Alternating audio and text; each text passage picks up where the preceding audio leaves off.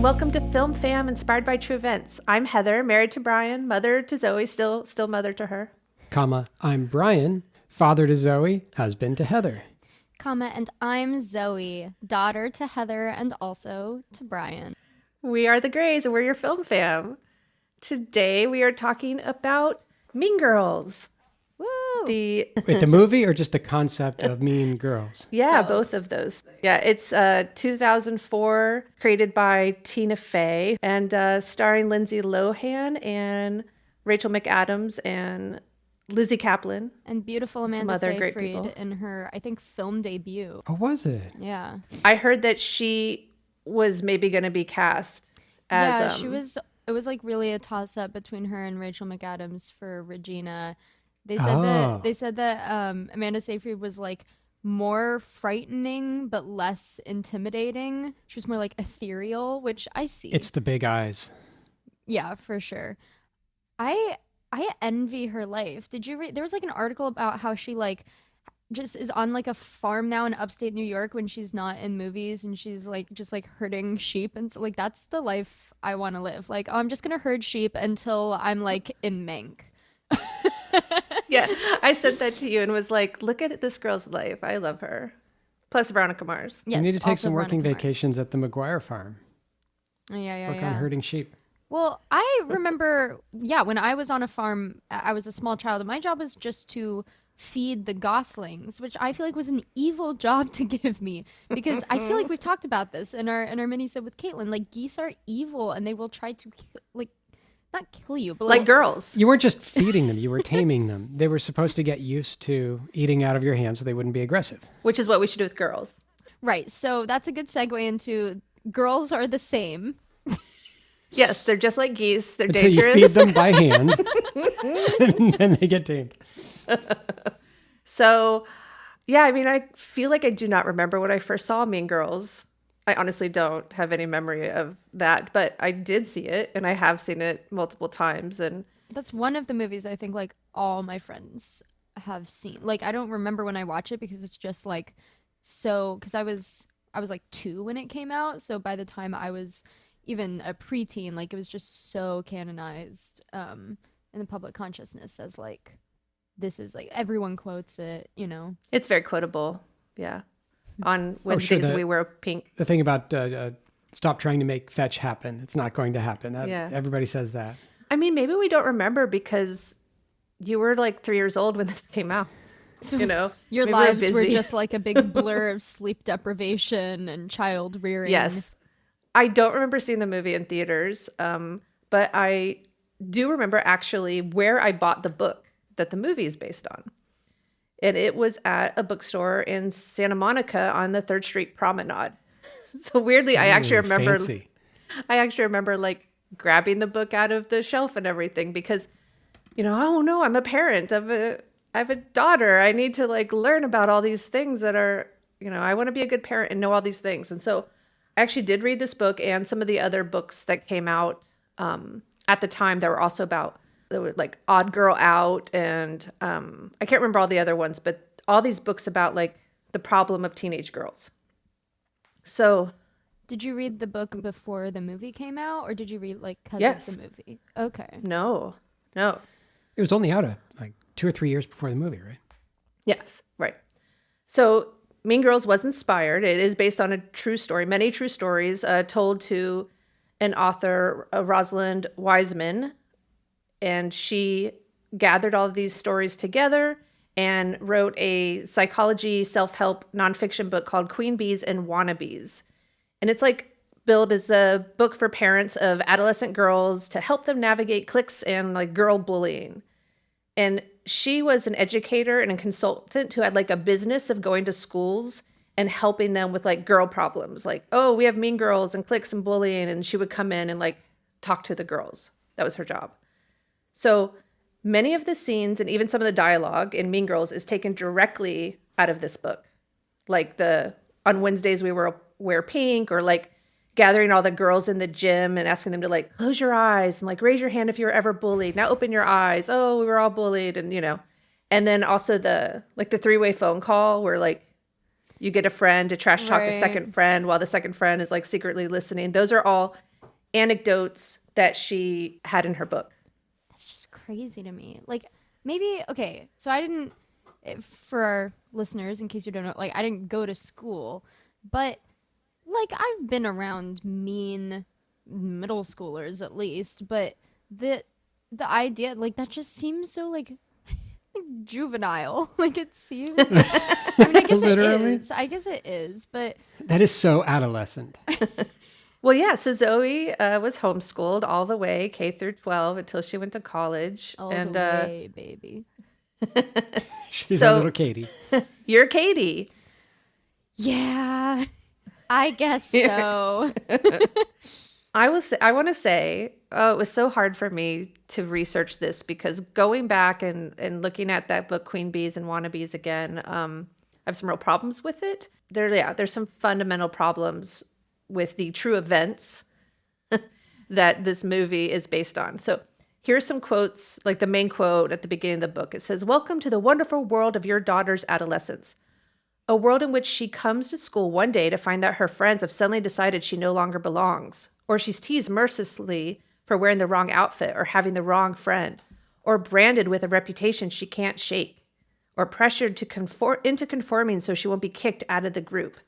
Your daughter's friendships are the key to enduring adolescence as well as the biggest threat to her well-being." Dun, dun, dun. Exactly, thank you.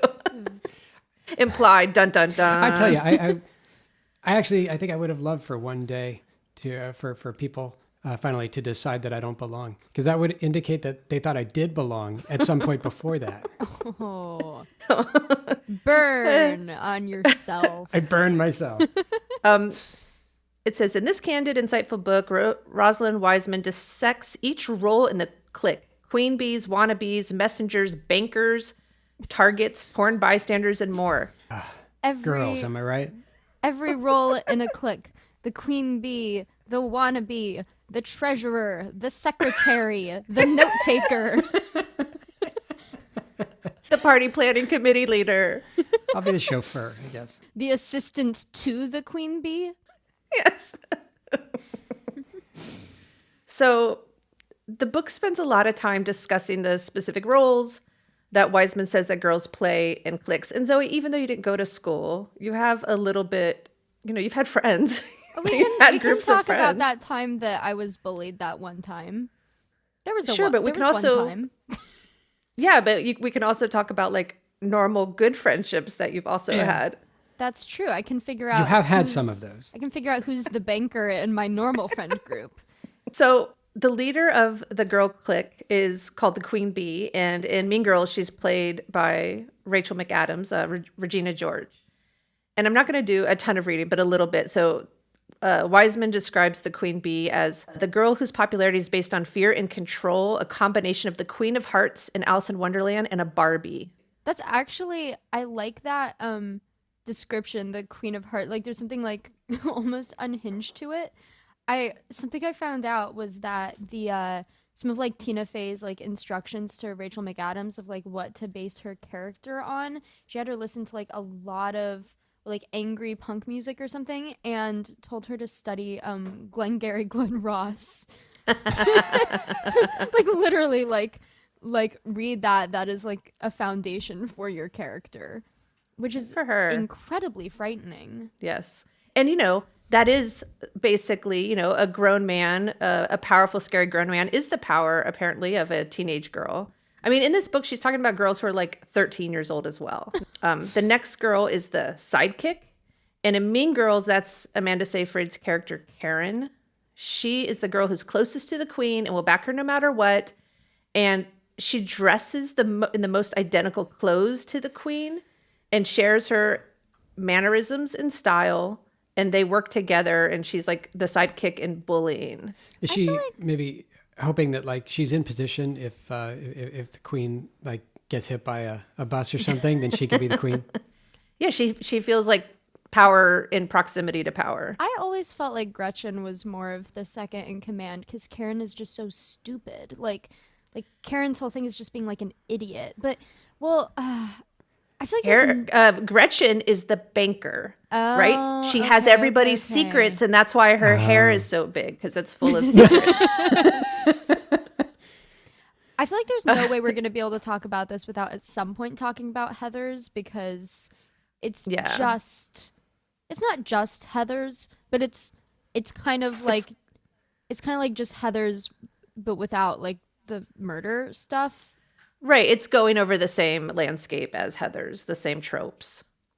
So the third girl is the banker, and that's Gretchen, played by Lacey Chambert. And so this is the banker. Information about each other is currency in girl world. The banker creates chaos everywhere she goes by banking information about girls in her social sphere and dispensing it at strategic intervals for her own benefit. If a girl has said something negative about another girl, the banker will casually mention it to someone in conversation because she knows it's going to create conflict and then strengthen her status as someone in the know. That's a specific kind of girl, apparently. I have Who's the banker? problems with this. Oh, I'm glad you're starting to have problems with this. Doesn't that just seem like maybe that's just a thing that some maybe kind of like insecure, damaged girls might do, but it's not like a, go on. You mean there's not just like a specific girl who like, there's 5 types of girls and one of them's like, I'm the banker. I know your secrets. Yes. They say that the banker is almost as powerful as the queen bee, but she's more secretive and withdrawn. Oh, that would be me. Yeah, I mean, you're clearly the banker in this. In this family, I'm the most powerful, but you wouldn't know it. It's because of all the gossip you hoard in your beautiful hair. Yep. It's my, as your the hair's the been pandemic getting- has gone on, I have not cut my hair in the past year, and now it's down basically to my shoulders, and it contains many secrets. Yeah, about our dogs and cats. Everything that's inside the house, my hair knows about. Okay, so the fourth girl in the clique is the wannabe. And in Mean Girls, I think that's kind of played by Katie, Lindsay Lohan's character. But first, like, she starts on the outside. She's one of those, like, I'm not like other girls girl. She only hangs out with the clique at first to get info on them. And then she kind of more becomes the wannabe. And then she becomes like a queen bee herself. And so the wannabe is like, or other girls' opinions and wants are more important than her own. Her dress, style, friends, and constantly change according to the group. She can't tell the difference between what she wants and what the group wants. She's desperate to have the right look. She stops doing things because she fears the clique's disapproval. She loves gossip. So that's the wannabe. Kind of seems pretty terrible and a pretty shitty name. Oh, you wanna be friends? What a bitch. I can't. Well, I mean, I think she had the title of the book first, and then the B part is, it mirrors each other. And then she had to work that into the names of 2 of the 4 types of people. Queen bees, wannabes, And then banker bees, honeybees, worker bees. bumblebees, flow bees. Not to talk about boys in our girls edition, but do Go they have ahead. this for dudes? They're like No. alpha jock dude who wishes he was as cool as that other dude who just knows everything about everyone. It just seems low key. Misogynistic, even though I think they're maybe trying to help girls. This feels, I'm not super on board from what you've told me so far. That's my plan. Well, I tell you, I definitely wanted the recognition and the popularity of the most popular guys, but I was not willing. I recognized what it would take, like being social and friendly and actually making friends and stuff. I couldn't bring myself to do it. You were not a Wannabro? Wanna bro, queen bro, We're queen bros, baker bro, side bro, Bubble wanna bro. Warner Bros? honey bro. I changed schools a lot when I was growing up, and I was always like, at this school, I'm gonna be the popular kid. And then like halfway through 5th period, I raised my hand 15 times to talk about like some obscure art book with the teacher, and everyone was side-eyeing me like, no, you're really not. That's the really fun thing about college is that, like, since I'm at such a big school, almost every normal class, I have like a completely new teacher, completely new group of people. So every time I'm like, okay, this time I'm really just gonna show up and be like the class clown. Like I'll just like lounge back in my chair like Val Kilmer in Real Genius. I'll just be that kind of like goofy dude. Yeah, and then same thing. I'll be like, teacher, call on me. And answer every question Totally and make everyone Hermione. hate me. Yeah, Yeah, Hermione. that's- Hermione I- B. Okay, so the last type of girl is called the target. So That's it's not just very the person fun. who gets bullied. Right. And that can be anyone outside of the group or inside the group. In Mean Girls, we see Janice Ian, played by Lizzie Kaplan. She was a Yes. target. And then Katie became a target. Like Regina George, we know that she's targeted other people. So Regina herself often becomes a target, low key. right. And the target is the victim set up by the other girls to be humiliated, made fun of, and excluded. And Heather's, that's Martha. Oh, Heather's, yeah. I'm convinced Mean Girls is just Heather's if they hadn't accidentally killed anyone. Like the plot of Heather's could have continued super parallel to this if they hadn't accidentally killed someone. I have a little scene from Mean Girls where they meet the plastics that I'm going to try to play the sound for. We're not going to do the thing we did for Jaws where you guys just read the script because I thought that was great. Oh, that is fun. I don't have it for this, but listen to how mean Janice Ian is being, which is fine. But She Well, I sucks. could talk about Janice. okay, Yeah. so here's this scene. Of all that is holy, would you look at Karen Smith's gym clothes? Of course, all the plastics are in the same gym class. Where are the plastics? They're teen royalty. If North Shore was Us Weekly, they would always be on the cover. That one there, that's Karen Smith. She is one of the dumbest girls you will ever meet. Damien sat next to her in English last year. She asked me how to spell orange. And that little one, that's Gretchen Wieners. She's totally rich because her dad invented toaster strudel. Gretchen Wieners knows everybody's business. She knows everything about everyone. That's why her hair is so big. It's full of secrets. Hey, what's happening? And evil takes a human form in Regina George. Don't be fooled, because she may seem like your typical selfish, backstabbing, slut-faced hoe bag, but in reality, she is so much more than that. So Yeah. awful. Man. Yeah. Like there's all these great characters and there's all these great actresses and there's a lot of interesting things going on. And I think because it's based on this book, there is, and the author says she's a feminist, but I think there is an underlying conservative pretty worldview slut-shamey. about women that comes through in the movie. So Yeah. first of all, she writes this book, and it gets really popular. The thing was, a lot of the things were actually specifically from this book. So I'll read a little bit, like the rules of the clique. This is actually a quote from the book. She says, "There are 7 of us and there can only be 7. I mean, we have kicked people out for breaking the rules and only then can we add someone. We have rules about what to wear. You can only wear your hair up, like in a ponytail, once a week. You can't wear a tank top 2 days in a row. You can only wear jeans on Friday, and that's also the only time you can wear sneakers. If you break any of these rules, you can't sit with us at lunch." So it's like that whole scene where they're telling her, and we wear, on Wednesdays, we wear pink. It's that exact scene is pretty much a quote from the book.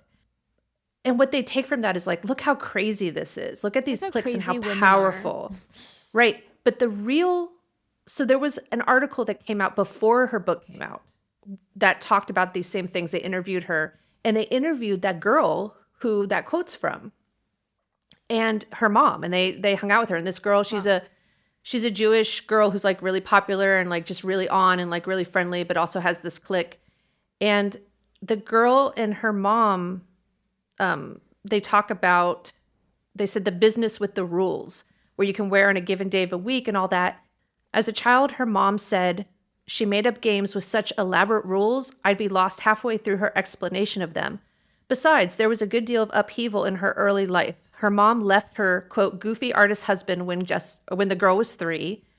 And after that, they moved around a lot. And when the mom went to work, she was traveling all the time, getting home late.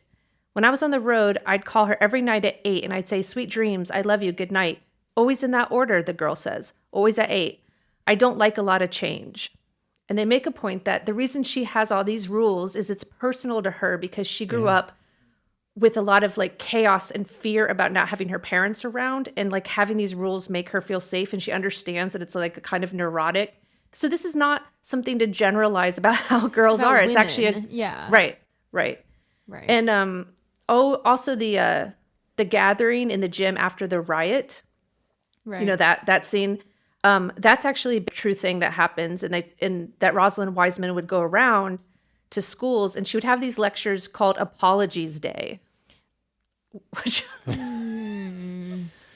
I'm already really upset about. AKA airing our dirty laundry day. Yeah, and let's make all the girls apologize to each other for every little thing they've done, because how dare they not be nice all the time? I That's just feel the like worst. that is not anything that any teenager would want to do or really take seriously. Honestly, I mean, like I don't see Right. that helping conflict, and I can see it starting it. Well, it says the goal of this lecture was to make middle school girls be nice to each other. Okay, first of all, that's just an impossible ask. Like middle school is hell. Everyone knows that. Like you're going through just like the worst. And I don't think that like a guest lecturer coming in and telling you to apologize to people is really going to help that. Well, and also like not middle school everyone, middle school girls, we got to Right. make sure you're being nice. And this is what, you know, this book was like really, really concerned about. Girls aren't being nice. So one more thing that I know was real was like the three-way calling thing. That is something that girls were doing at that time in the early 2000s. And when Wiseman says, "Haven't I told you girls are crafty? Haven't I told you girls are evil?" Oh my god. About that. She said she straight up called girls evil?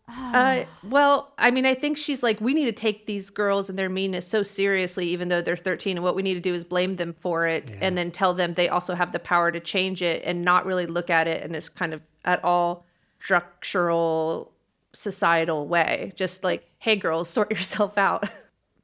But the idea that like girls and women are terrible to other women, it just isn't borne out in studies. And this book that she writes is based on anecdotes that she gathers in schools. It's not based on any kind of studies that people might do. So there's lots of anecdotal evidence because we're being told like, these girls, you're being so mean, you have cliques, you're doing bad things. So people like see what they're told to see. I took a psychology class, like an adolescent psychology class last semester, and I think the difference is, at least part of what I learned, is that like girls are more likely to use relational aggression, which is this like non-physical violence. It can be gossip or like lies or whatever, like intentional exclusion, stuff like that, to get their aggression out. And boys also do that, but are like more likely to use physical stuff. But the reason why is not like that's inherent to women or something. It's because like sometimes people just want to hurt people, and in a like the microcosm of boys, the thing that is like really valued is like your like independence and like supremacy in that way, Your and masculinity. right. And so the way to tear people down is to like physically assert your dominance. And in girls, it's just because of culture, a lot about like your social bonds are what are really important to you. Not like, this is obviously generalizing, but like, and so the way to hurt people might be to fuck with their social bonds. But there's in no way are girls more aggressive, and who knows. Yeah, Zoe, what you are getting exactly to what I want to say. Yeah. So why do we think that women and girls are mean in some kind of special way that men and boys aren't? And I think, and not just me, but we have different expectations for girls and women. So girls are expected to be helpful, warm. We're expected to put other people's needs before our own. We're supposed to be nice. And these double standards tell us that when a girl isn't able or doesn't prioritize like everybody else's feelings, and that when she isn't just the sweetest and nicest, then she is mean. But boys, when they're competitive, they're rewarded. When girls are competitive, they're called bitches. Right, the amount of times that boys like walk around calling each other like pussies or whatever, and it's not like, oh, he's such a mean bully. Like even if it is hurtful, it's we just see it so differently. Yeah, I think maybe the worst thing about this movie is the title. Because there are lots of movies out there where boys are horrible to each other. It's placed in a context of a bigger story, and they don't name the movie after that. They just tell their story. And maybe we don't tell the stories of girls being mean to each other at the same rates. When we do, it has to be that's the identity of that phenomenon, instead of it's just some people are mean, and it's in the context of a bigger plot. Well, right, because it's based on this book, which tries to make the point that teen girls are like mean. And there's all this hand wringing and like pressure to force girls to be nice. It's like there's this heightened sense that there's just something terribly wrong if girls aren't nice, because that's what's important about girls. And it's divisive. You look at something like Stand By Me, and they are was thinking about mean that. to each other throughout the movie in a way that it's assumed it brings them closer together as Conflict friends. with boys is normalized. Yeah. Well, and But with girls, if they're mean to each other, it pulls them apart. It means they can't be friends. And we talk about it so differently because, like, with Stand By Me, like, even when we are having conversations about it and we're like, that's not good, like, they're learning, like, toxic masculinity from one another, and, like, maybe it actually would be better for their relationships if they weren't calling each other pussies all the time and, like, instilling that, like, fear in one another. But we have those conversations where even though like Mean Girls didn't come out, I mean, what, like 17 years ago, and like from Tina Fey, but still I feel like there's this lack of nuance. It's not like, okay, well, what in society is making them behave that way, which like we can see like the fat shaming from like their parents and all of that stuff. But Yeah, I mean, if girls do something that's mean, like boys can be mean and come back from it, right? Like, I'm mean, I'm not mean, I'm mean, I'm not mean, whatever. That's not what's important about me. What's important for boys, and that's, you know, definitely worth talking about, is like, are you performing your masculinity? But if girls are mean, it's like people get so upset because it's like they're seeing something that's really ugly. like I'm in therapy. Most of my friends are in therapy because yay, destigmatization. And like so many of us talk all the time about like how we're working through like trying not to have to be so nice and non-confrontational and capitulate to whatever everyone else wants. Because that's just culture. That's culture for women. Right. They try to make these girl problems, in quotes, girl problems, as just something that's like inherent in teenage girls or women, rather than being something that's like triggered by a patriarchal society where women are devalued and put into boxes of like, you're either nice, or you're slutty or catty or mean. Mean Girls, those girls are just in a vacuum. We don't see their relationship with any men. Like the boys are all fine. We don't see anyone's father. All the male teachers are just kind of fine and wishy-washy, except one that's having sex with teenagers, which we don't really get that much into. Yeah, that's not even a side plot. It's just it's mentioned a couple times. Yeah, we don't see patriarchal forces at all coming from actual men that might develop any bad behaviors. We only see Regina George's like cool mom, who's yet another like problematic woman. We don't see their boyfriends putting women down. The boyfriends are all just, you know, whatever that boy's name is. Aaron Samuels. I don't remember. That's the actor, I think. Okay. The study I already mentioned concluded there's no gender differences in either using or being the victim of indirect aggression. Like men or boys and girls use indirect aggression or relational aggression. It's negatively correlated with age. So it's not about being a girl. It's about being like an adolescent. Yeah. We have this bias that women should always be nice and care about each other's personal lives and always be supportive and always be sensitive and always be nurturing and always be giving. And men can be like, well, a lot of different things. They can just be whatever in as far as relationship goes. They don't have to be nice. They don't have to be sensitive. They can even be like jerky. And we're still like, you're fine. That's chill. Marlo Thomas has a good quote that sums this up. And your dad and I know her from this thing called Free to Be You and Me when we were a With kid. Mel Brooks.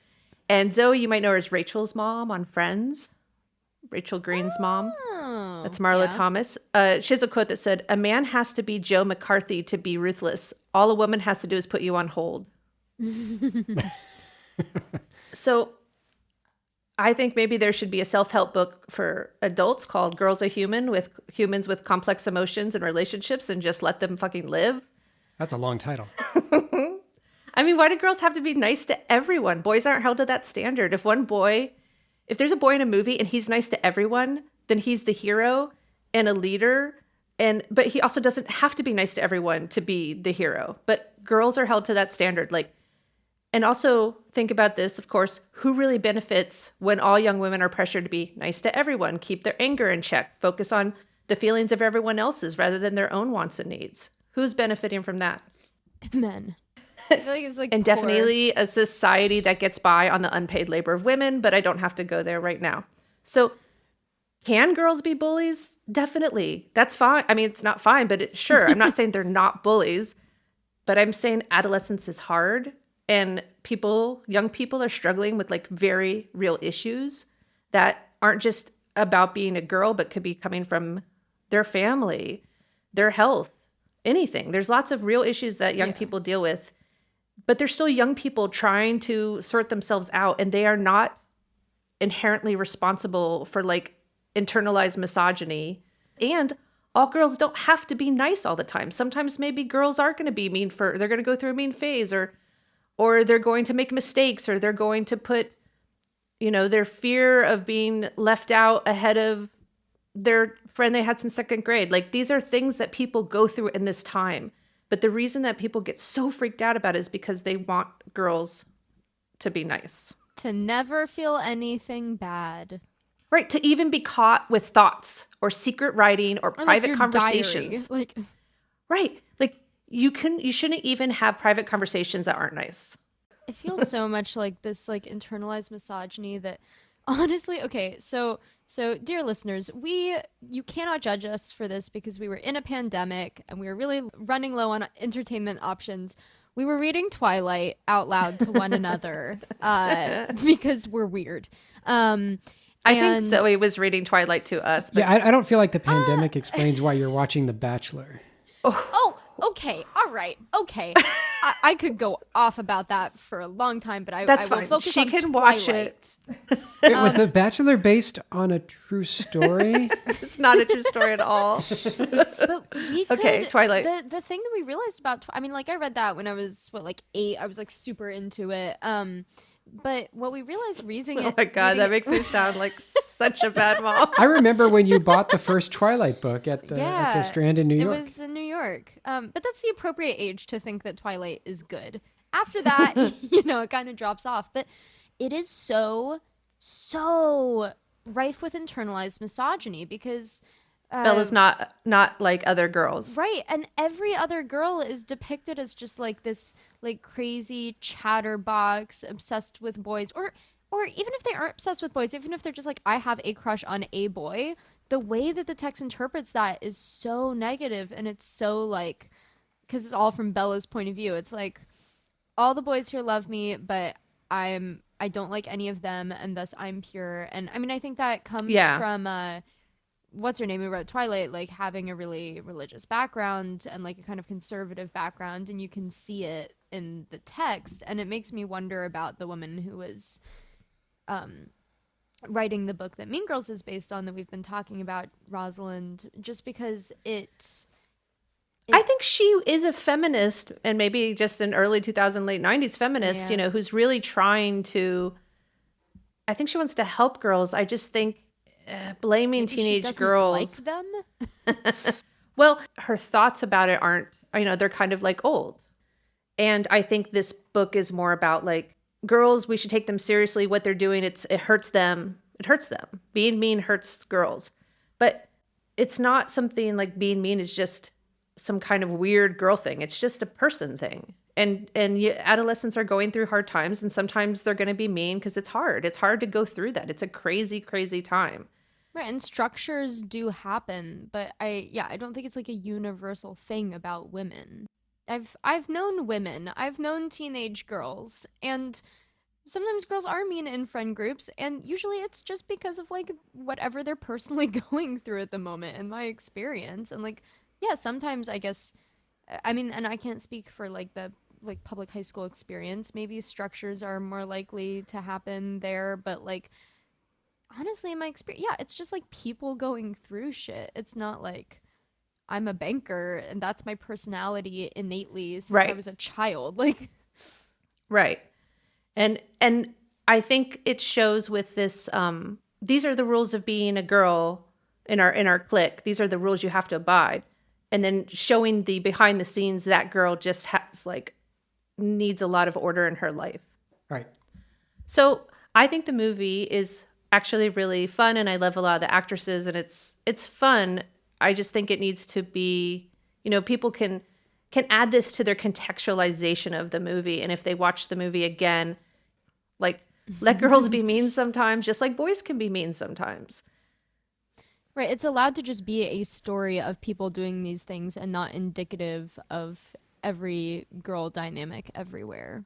Right, girls' relationships can be amazing and good, and sometimes bad and hurtful, because those are relationships, and that's how relationships can be sometimes. And feelings get hurt, and it sucks, and it's also not something that means girls are like inherently troubled and mean.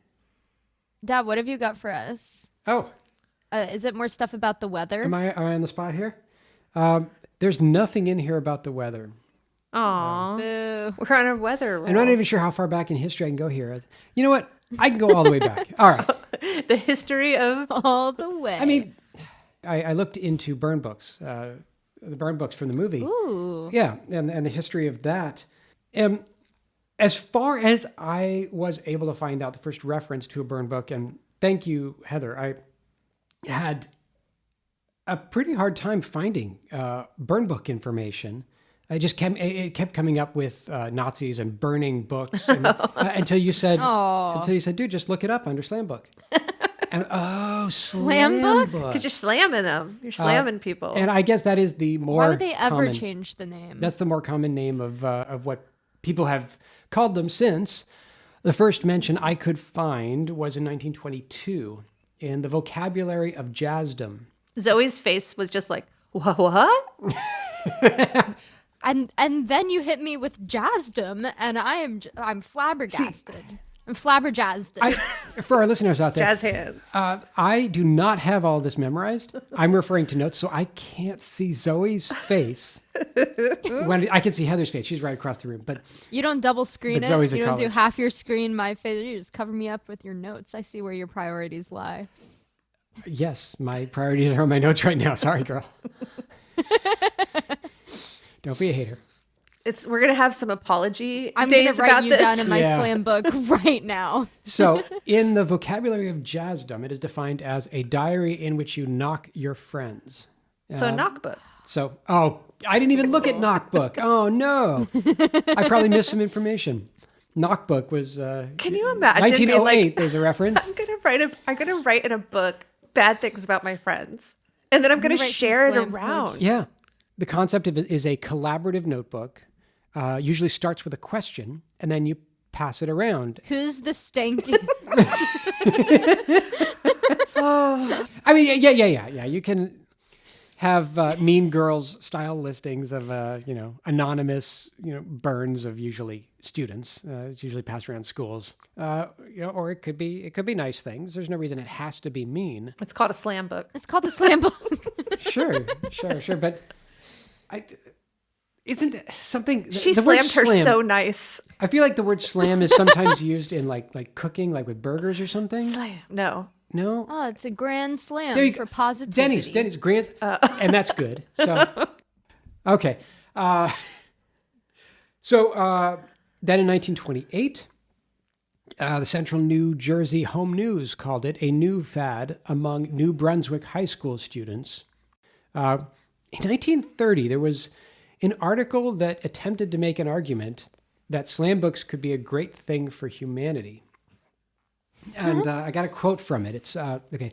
Psychology, industry, and the ghastly exposure to the late war have changed the Victorian era's faux veneer of sentimentality and taboos. We have learned the price of sentimentality. The youngsters of today are facing life and themselves as is.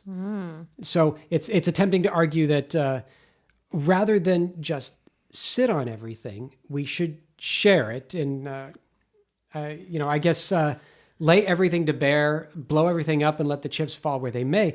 Except that I feel like that would only really work if you're standing up and being yourself and saying things. But a slam book is anonymous and you're hiding behind your anonymity still. So it's the internet. They're like, these kids have been so jaded by World War I that now they're mean to each other, and that's better. Well, everything's better than World War I. Let me tell you. Well, Or they're saying, let's have some real talk, but how real is it if it's you don't know your friend who's saying it? It's just some kind of random person saying it anonymously.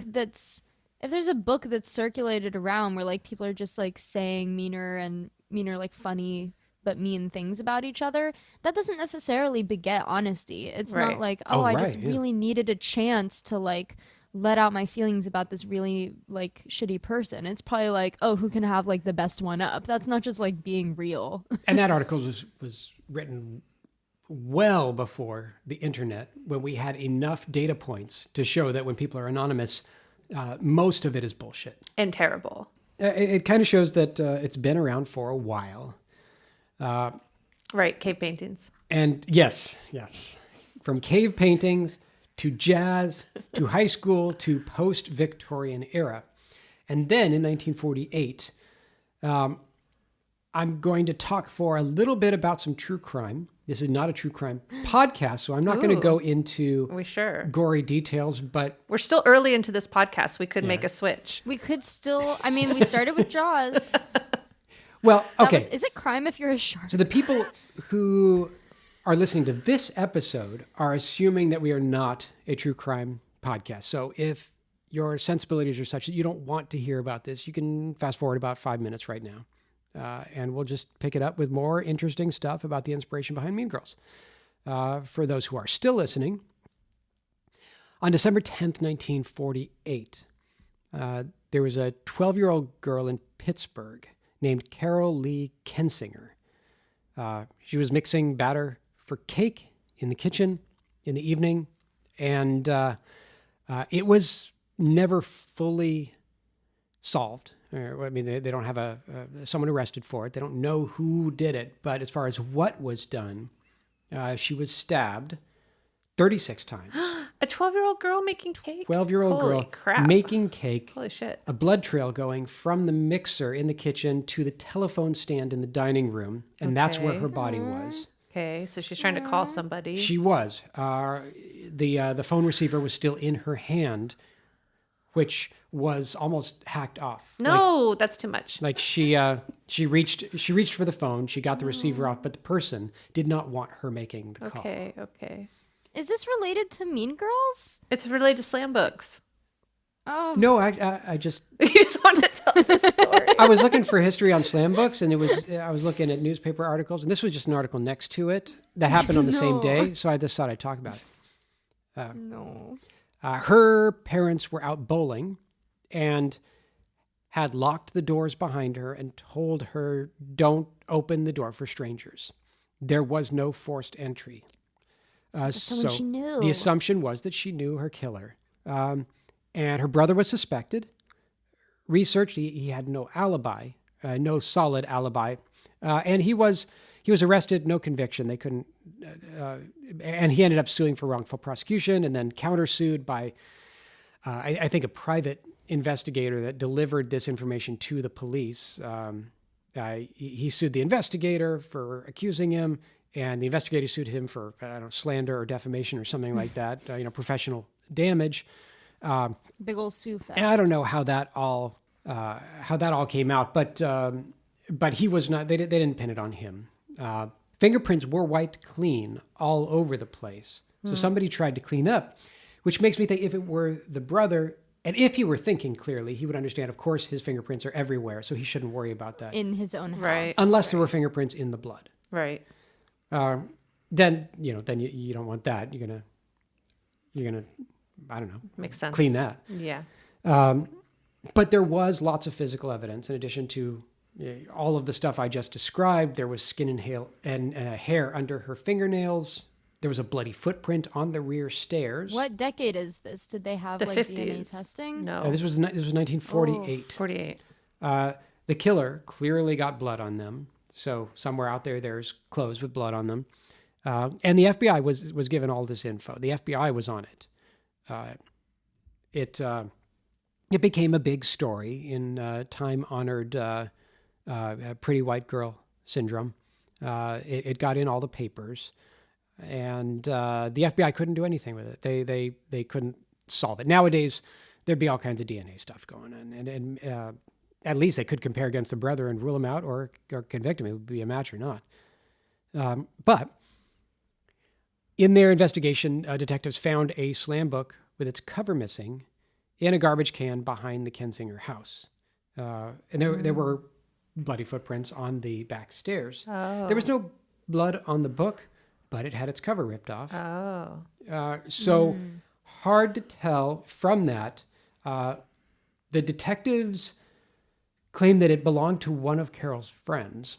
Carol's friends said it belonged to Carol, and the most recent handwriting in it on the last page matched Carol's.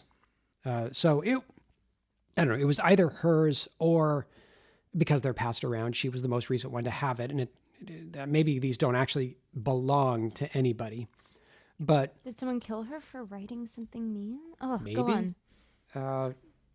and maybe the cover being ripped off. Maybe it wasn't just the cover and the first page. Maybe you can't tell. I don't know. But the detectives, for as high profile case as this was, it seemed like they were very dismissive of a lot of stuff. They dismissed the slam book, saying they found nothing to help them, and it was all, quote, kid stuff, end quote.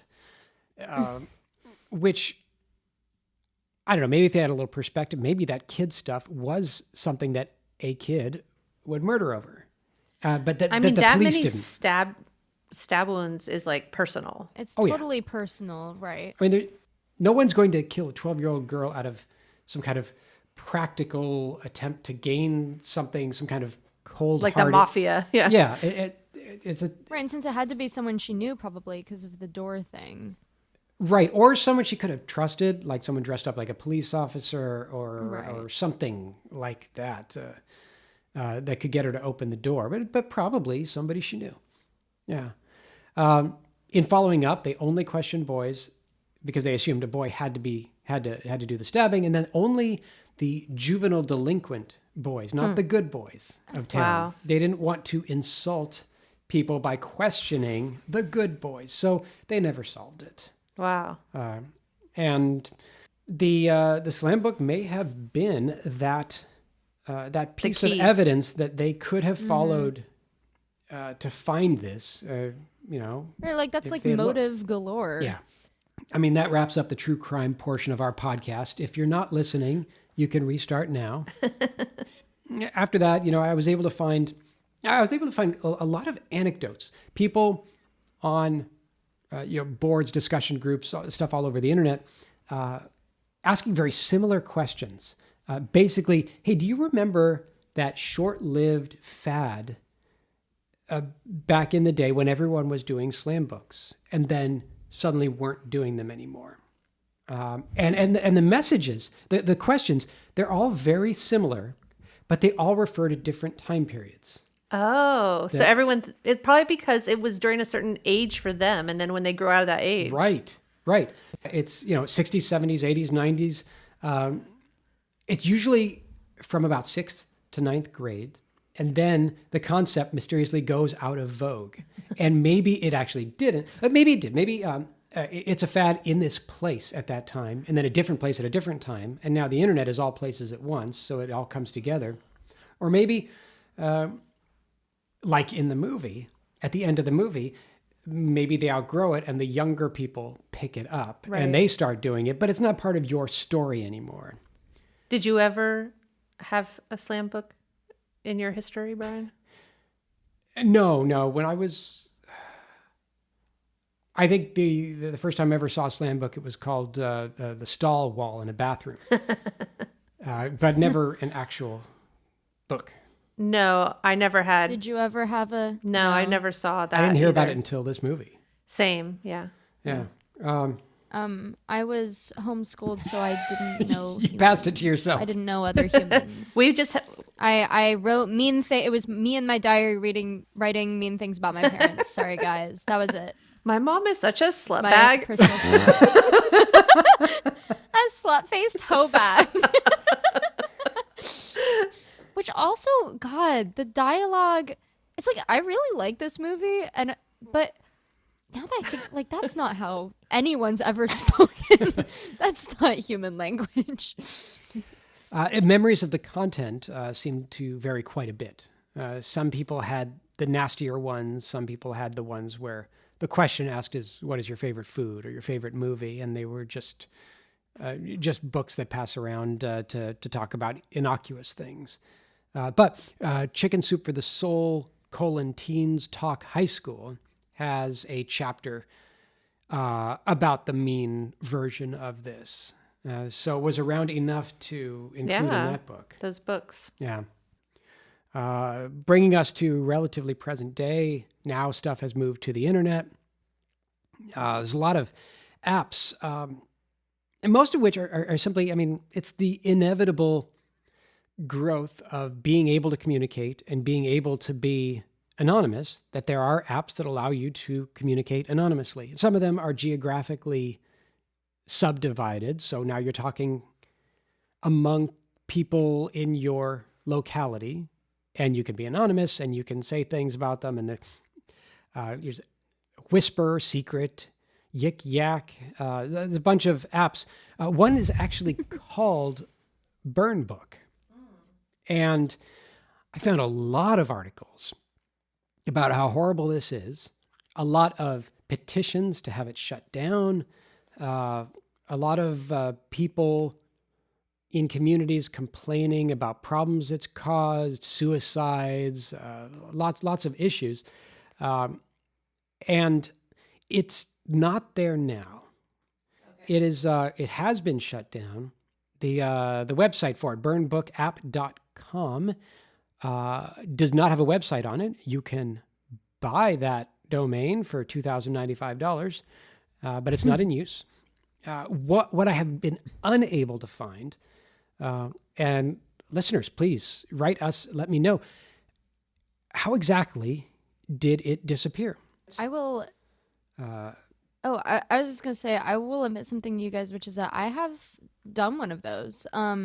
Maybe Whisper. It was like a big thing, yeah. Like around that time, like maybe 2016, is like everyone like on Snapchat will like, you'll see your friends on Snapchat do it, and it'll just be like swipe up to send me an anonymous message of like what you think of me or something. And just everyone's doing it, and it's almost all usually either nice stuff or people like being like, I secretly have a crush on you and I'm anonymous, so I can tell you that right now. And I did it like maybe once or twice. I thought it was kind of stupid and don't get like a ton of responses because it's only up for like a day and then your Snapchat story goes away. But I never got any mean stuff on it, but I definitely did see some people get like, not like awful hate stuff, but like, I think you're kind of fake, like anonymous message. And they would post it. They would like share like that someone wrote that I mean, to I them. feel like it's definitely rife for that kind of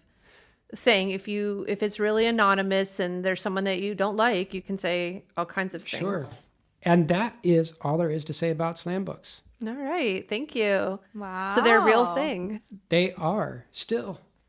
Does that mean it's my turn? No, it's back to some my turn stupid again. guesses I got to and talk for facts? another hour. I think Film Mom gets to talk some more. No, go ahead.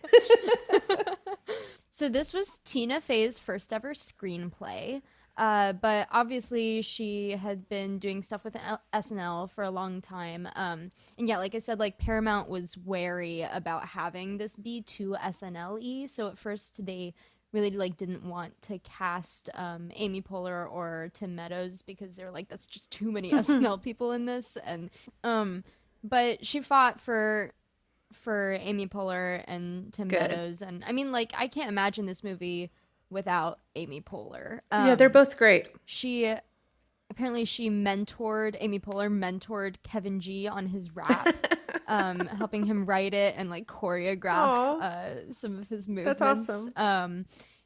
And you know how Tim Meadows in it is walking around with, he says he has like carpal tunnel. He just broke his hand before filming, and they had to like write it into the script. Like he has a cast on, right? Tunnel. Yeah. And yeah, well, okay, so I love the ages in this movie. so do you want to like venture a guess at like the age differences between Amy Poehler, Rachel McAdams, and Lindsay Lohan? Okay, I think Lindsay Lohan was basically age appropriate for the movie. Maybe a little older. Maybe she was like 18 playing a junior or something. I think Rachel McAdams was older, maybe 23, 24. And you said Amy Poehler? Yeah, who plays her mom. Yeah. So 32. You're very, very, very close. Yeah, Lindsay Lohan was 17. She was age appropriate. Rachel McAdams was 8 years older than her, so 25. And Amy Poehler was only 7 years older than her on-screen daughter, Rachel McAdams. So I got one So right. technically, those two were closer in age than Lindsay Lohan was to Rachel McAdams. Rachel McAdams was originally... originally they wanted Lindsay Lohan for Regina. This movie was directed by the Mark Waters, who also did the 2003 Freaky Friday, starring Lindsay Lohan. But like before that came out, he wanted her for Regina. She had a super fun time like looking at the role. She thought it was going to be super great. But then Freaky Friday came out, and suddenly she had like this image, and they were like, that is not going to fly. She can't play a Regina George now. She has to be like the good girl. And so they switched her over to play Katie, which she was like apparently like disappointed, but then she was like, well, I'll have more I'm like the lead now. But they were looking, they wanted her for Regina. They also wanted Amanda Seyfried for Regina, which we talked about, but Rachel McAdams ended up winning out. And then they were like, well, who's going to play the dumb one? But they loved Amanda Seyfried so much that they were like, okay, well, we still want her in the cast. They're both so good. They're so good. So good. The Jonathan Bennett, who played the cute boy, Aaron Samuels, that is the character name. Yeah, because Jonathan Bennett is the actor name. Well, so apparently Tina Fey liked him because he quote unquote looked like Jimmy Fallon. What? And that was a plus in her book. But yeah, he'd never Right in your slam book, looks soccer. like Jimmy Fallon. Is that good or bad?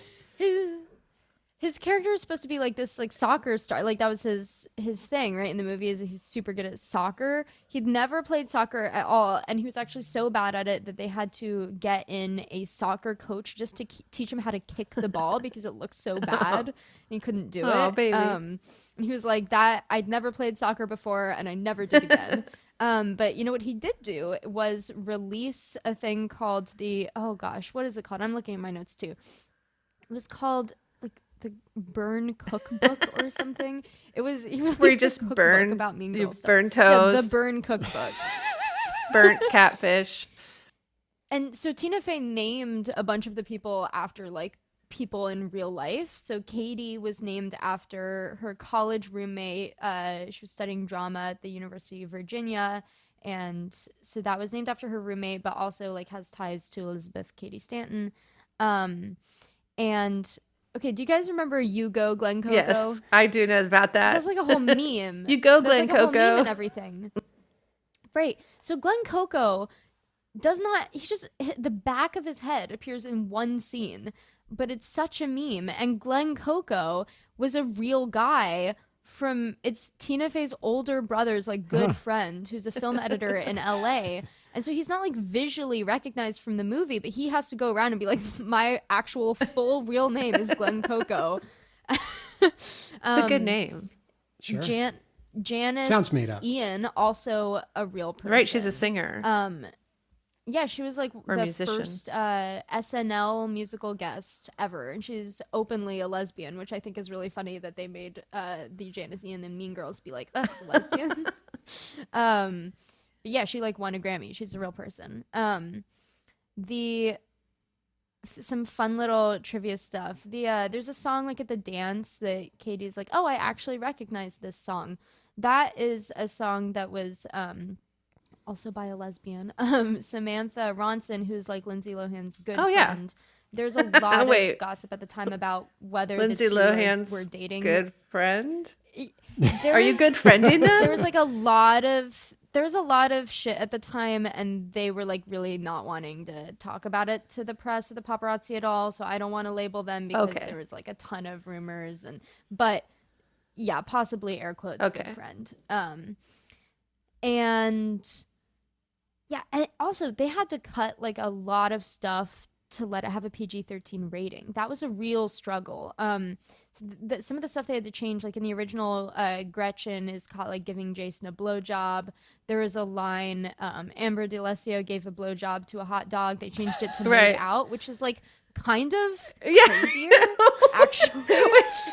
Think about it. I mean, don't think about it too much. You're my daughter, but if you're just making out, are you holding the hot dog like vertically and just kissing the hot dog? Oh, I don't like it. I like that's one of the things where they made it more. Maybe there's a way. It's more weird. making this You weird. could sculpt a hot dog to be like lips, and then you kiss. Oh yeah, You'd sure. have to be a talented also sculptor. don't like that. There was a big fight because they wanted them to get rid of the whole joke about having a wide set vagina. That's such a good. That's so good. It's such a good joke, and they really wanted them to cut that to get that PG-13 rating, but Tina Fey was like uncompromising. She was like, no, this is a double standard because Anchorman had a PG-13 rating, and they made jokes that were just as raunchy and talked about stuff in the same way, but like when it's women talking about women's anatomy, then it's more controversial. And she won that fight and was able to keep that in the movie, which I'm really glad. That was a good joke. Yeah. Amy Poehler put a cocktail wiener in her bra so that the dog would be interested and keep biting it, which I think is great. That sounds so fun. She did a great job. Yeah. Yeah. I'm the cool mom. Such a star. And on a good note, Daniel, I'm gonna butcher his name, Daniel Franzese, the guy who played Damien, he came out like a decade after that. He was gay, but in the closet, or maybe hadn't realized it yet while they were filming. But he said that like playing that character like helped him figure it out. That's nice. So I not think that's too really gay to sweet. function. No, like he functioned. It actually helped him function. And so there's no sequel. There's no plan for a sequel. Tina I'm Fey fine was with that. like, it would be stupid. They're high schoolers. Everyone's old. Like, it's not going to happen. But they did have a Broadway version, Broadway musical, and Tina Fey like co-wrote the book for it. And she won a Drama Desk Award for Outstanding Book of a Musical. They got 12 Tony nominations. I was planning to actually I didn't get listen to see that it, because but- it sounds like what I heard about that is they kind of update some of the feminism a little, and it's a little better.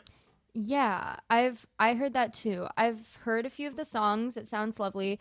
It again, actually seems a lot like Heather's the musical.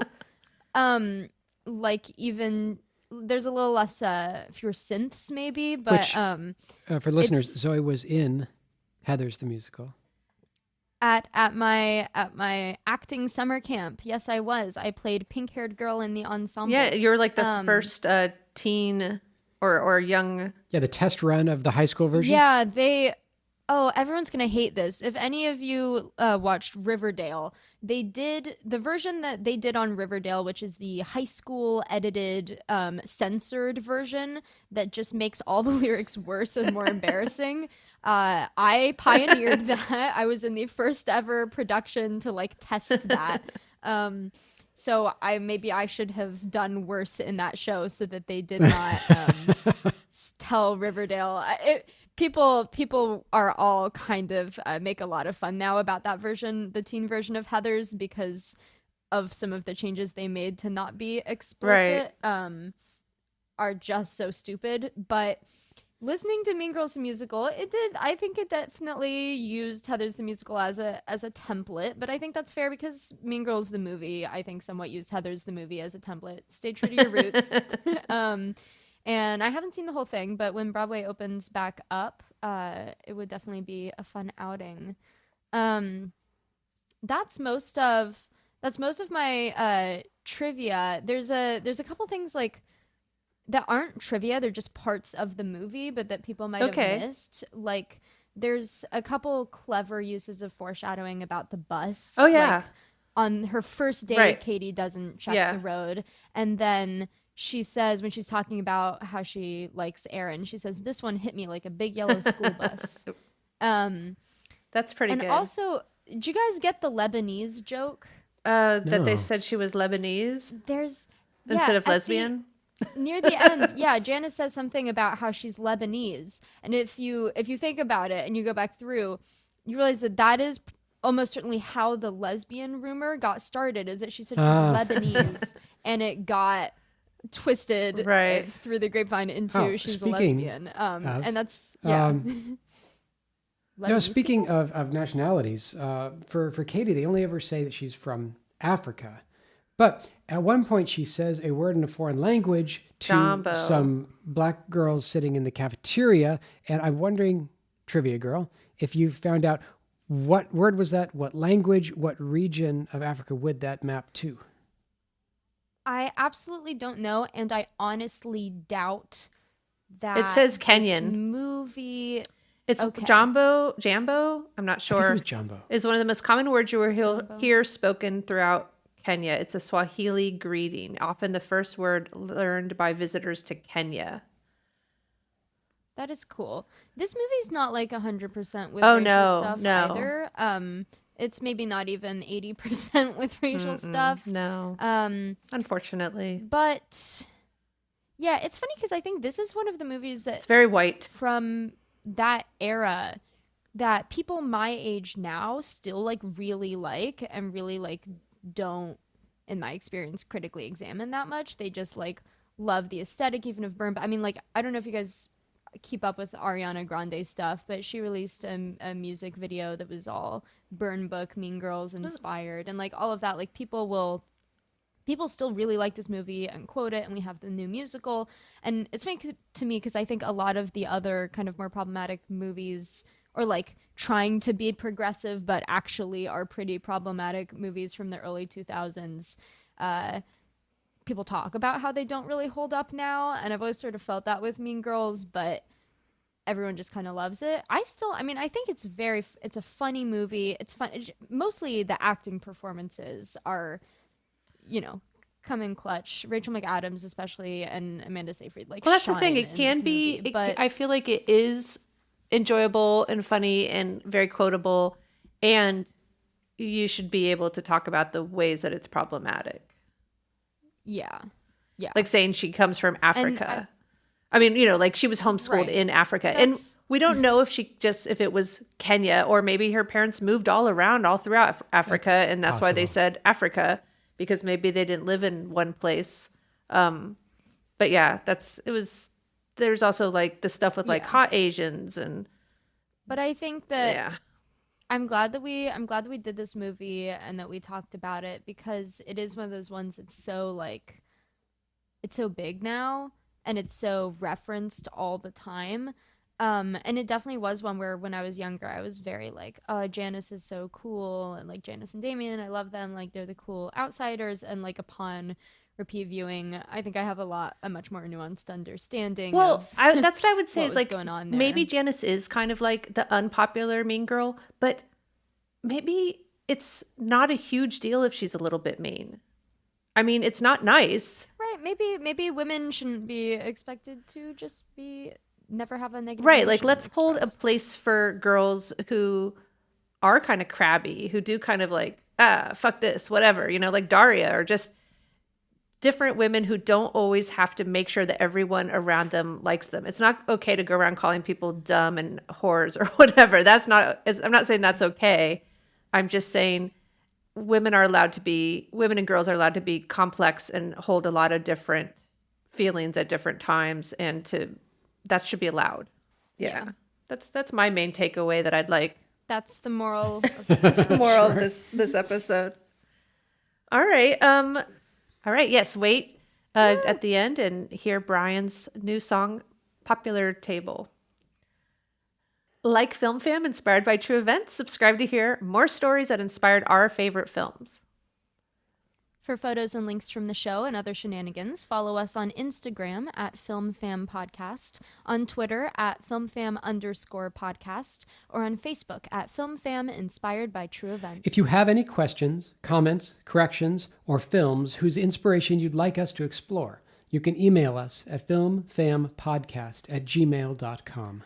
Thank you, Brian. Thank you, Zoe. Thank you all for listening. See you next time. Bye. Bye. I'm sitting at the popular table today. Everyone wanted me to stay. Everyone wanting to be me when they see me sitting at the popular table today. Ready to cash that cachet. Ready to make my way. 'Cause I have finally cracked the causation equation. The perfect gambit for this situation. Here we go, South. Here's all you gotta do. Take it slow, South. This all depends on you. Keep cool, see it through. Wait and see, easy peasy. You walk up nice and chill, flowing free with your D&D and unicycle skill. Head up, taste the thrill. From now on, it's all downhill. And I'm sitting down, and I'm looking up, and I'm sitting at the popular table today. Everyone wanted me to stay. Everyone wanting to be me when they see me sitting at the popular table today. Ready to cash that cachet. Ready to make my way. And being here is like, well, it's so zen, it's next gen. Like I've been waiting for them to call in the bullpen. You know your prayers are heard when it's on then, so amen. I must be popular.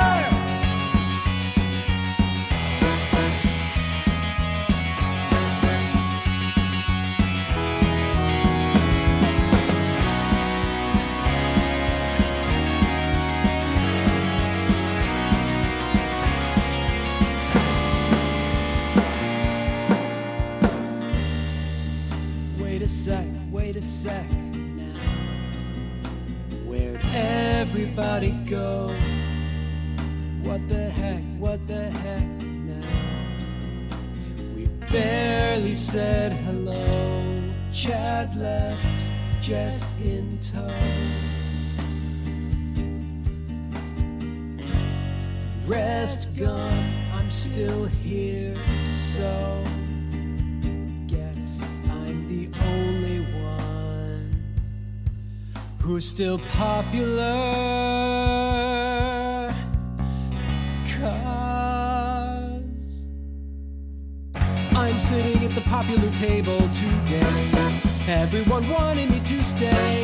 Everyone wanting to be me when they see me sitting at the popular table today. Ready to cash that cachet. Ready to make my way.